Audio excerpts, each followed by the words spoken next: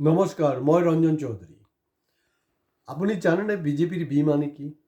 কারণ বিজেপি সম্পর্কে মানে বিভিন্ন জনে বিভিন্ন ধৰণে এলফাবেটিকেলি তাৰ ব্যাখ্যা আগবঢ়াইছে। গতিকে মই সেইটো ক'বলৈ নাযাওঁ। খালি মই ক'ব বিচাৰিছোঁ যে আপুনি জানেনে বিজেপিৰ বি মানে কি? ছুটি ভিডিঅ' শেষলৈকে শুনিব। লাইক, শ্বেয়াৰ, কমেণ্টছৰ লগতে ছাবস্ক্ৰাইব কৰিবলৈ প্লিজ নাপাহৰিব।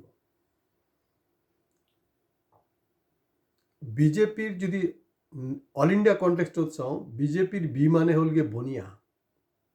অৰ্থাৎ বনিয়া অবিহনে কৰ্পৰেট বা ব্যৱসায়, বনিয়া মানে সেইটোৱে আৰু তাহাঁতৰ অবিহনে বিজেপি ৰেজ কৰিব নোৱাৰিব। অসম্ভৱ কথা এটা। আৰু যদি মই অসমৰ পৰিপ্ৰেক্ষিতত ক'বলৈ যাওঁ, মই ইয়াৰ আগতো কৈছোঁ, আপোনালোকে মন কৰিব, সেইটো কাৰণে কৈ আছোঁ বাৰে প্ৰতি যে আমাৰ চেনেল ছাবস্ক্ৰাইব কৰক। চাব, এই মই কৈছোঁ যে অসমীয়াৰ ভোটৰ প্ৰয়োজন নাই বিজেপিত, চিধা কথা। আৰু কিছু ধৰি লওক আছে, এইবিলাকতো কৰিবই আৰু উপায় নাই। এতিয়া কমপক্ষেও মানে এইটো মানে মোটামুটি মোৰ এটা হিচাপ, আমি যোনটো ছাৰ্ভে কৰিছোঁ, ছাৰ্ভেত দেখা গৈছে যে বিজেপি চাব উজনিক লৈ তেওঁলোকৰ বহুত টেনশ্যন আছে। সেইকাৰণে উজনি অসমত মুখ্যমন্ত্ৰীকে ধৰি বাকী মন্ত্ৰীবিলাকৰ সঘনাই মানে এটাৰ পিছত এটা প্ৰগ্ৰাম, আৰু পূৰা একদম খামুচি ধৰি বহি আছে, মানে ইয়াত মানে কংগ্ৰেছ যাতে একো কৰিব নোৱাৰে সেইটো কাৰণে। এতিয়া আপোনাৰ হেৰি কৰিছে, মানে বিজেপিৰ কাৰণে কোনটো লোভনীয়, কোনটো বনিয়াটো মই অল ইণ্ডিয়া কণ্টেক্সটত ক'লোঁ। অসমৰ পৰিপ্ৰেক্ষিতত তেওঁলোকৰ বেংগলীৰ ভোট লাগে, বিহাৰীৰ ভোট লাগে, আৰু বাগানত কাম কৰা মানুহখিনি লাগিব। 3-4টা বি মিলিলে নে নাই? যদি মিলা নাই, কমেণ্ট বক্সত কমেণ্টছ দিব। নেশ্যনেল কণ্টেক্সট আৰু ষ্টেট কণ্টেক্সটত মই 4টা বিৰ কিন্তু অলৰেডি ব্যাখ্যা কৰিছোঁ। আপোনালোকে একমত নহ'বও পাৰে, হ'বও পাৰে। য়েছ বা নোত কমেণ্টছ কৰিব, দীঘলীয়া কমেণ্টছ নহ'লেও হ'ব, কোনো অসুবিধা নাই। কথাটো হ'লগৈ মানে এনেকুৱা এটা লাগিছে যে অসমত যেন অসমীয়া মানে এলেহুৱা, নিকম্মা, কাম নকৰে, অকৰ্মণ্য, অপদাৰ্থ। অসমীয়া শ্ৰমিকৰ কাৰণে কোনো কনচাৰ্ণেই নহয়। হয়, অসমীয়া বাইদেউহঁতৰ কাৰণে চেক মাজে সময়তে বিতৰণ হৈছে, সেইটো হৈ থাকক বাৰু, কোনো কথা নাই। এতিয়া নতুনকৈ চেক বিতৰণ হৈছে চাহ জনগোষ্ঠী বুলি কওঁতে চাহ বাগানত কাম কৰা শ্ৰমিক কৰ্মচাৰীক 5,000 টকাকৈ মুখ্যমন্ত্ৰীয়ে চেক দিছে। সেইটো কিন্তু হেৰি নহয় যে বিজেপিৰ ফাণ্ডৰ পইচা নহয়। আগত কংগ্ৰেছৰ সময়ত যোনটো দুৰ্নীতি কৰিছিলে ন, এই দুৰ্নীতিটো কি আছিল? তেওঁলোকৰ যি 2 নম্বৰী পইচাটো আছে, সেই 2 নম্বৰী পইচাটো তেওঁলোকে বিলাইছিলে। আৰু বিজেপিৰ ছিষ্টেমটো হ'ল এনেকুৱা, তেওঁলোকৰ যিবিলাক 2 নম্বৰী পইচা, অবৈধ পইচা, সেইবিলাক দি তেওঁলোকে এছ কৰি আছে, সম্পত্তি বনাই আছে।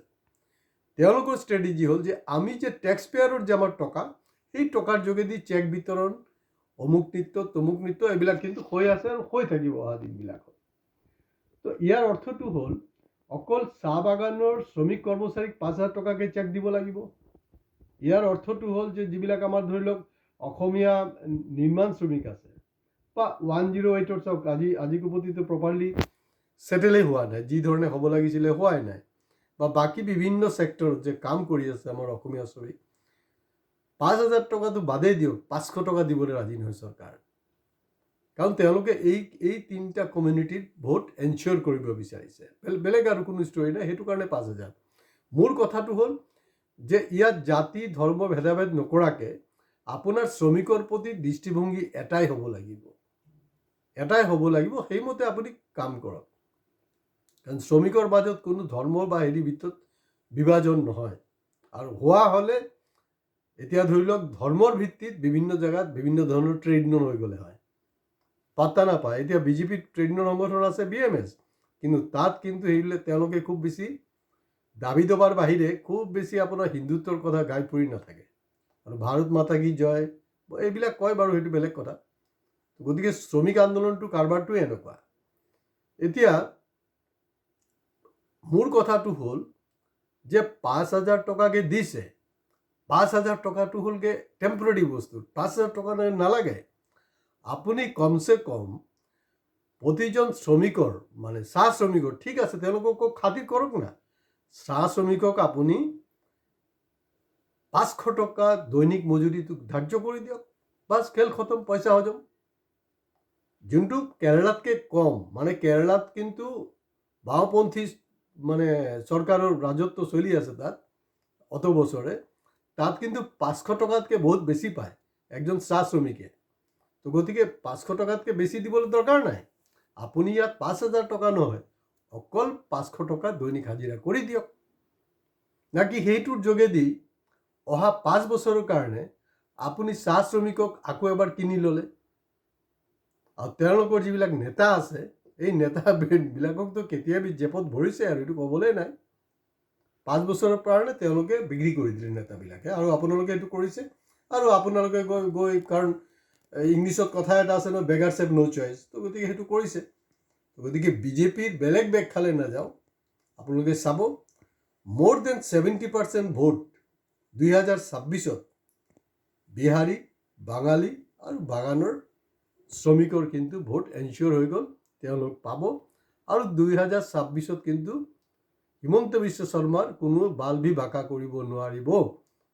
তো গতিকে বিৰোধী পক্ষ যে আছে, প্ৰপাৰ লাইনত যদি ফাইট নকৰে, গ'ল ধাই ধাই ধিজ বুলি যিটো কৈ থাকোঁ, সেইটোকে হ'বলৈ গৈ আছে। গতিকে অল ইণ্ডিয়া কণ্টেক্সট ক'লোঁ, অসমৰ কণ্টেক্সটো মই কৈ দিলোঁ। তো গতিকে অসমীয়া কেতিয়া জাগিব? নাকি সেই ব্ৰিটিছে যে কৈছিলে আছাম ইজ অলৱেজ লাহে লাহে, তেনেকুৱা হৈছে নেকি? চামৰাবিলাক কি গড়ৰ চামৰা হ'ল নেকি? কোনো হেৰি নহয় যে, যিবিলাক সংগঠন আছে, সংগঠনবিলাকে মাত নামাতে কেলে? সেইটোতো আমাৰ ইউটিউব চেনেলত কোৱাৰ কথা নহয়। আছু আছে, এজু ICB আছে, মৰাণ, মটক, টাইহোম, দুনিয়াভৰৰ সংগঠন আছে, তাহাঁতি মাত নামাতে কেলে? তাহাঁতি মাত মতা উচিত। যে চাহ বাগানৰ হেৰিক যদি আপুনি 5,000 টকা দিছে, তো আমাৰ যি অসমীয়া খিলঞ্জীয়া ভূমিপুত্ৰ শ্ৰমিক আছে, তেওঁলোককো 5,000 টকা দিয়ক। সেই দাবীটো উত্থাপিত কৰা উচিত। আৰু সেইটো যে উত্থাপিত কৰা নাই, তাৰ মানে ডাল মে কালা নেই হে, পুৰা ডাল হি কালা হে। আজি ইয়াতে শেষ কৰিছোঁ, নমস্কাৰ।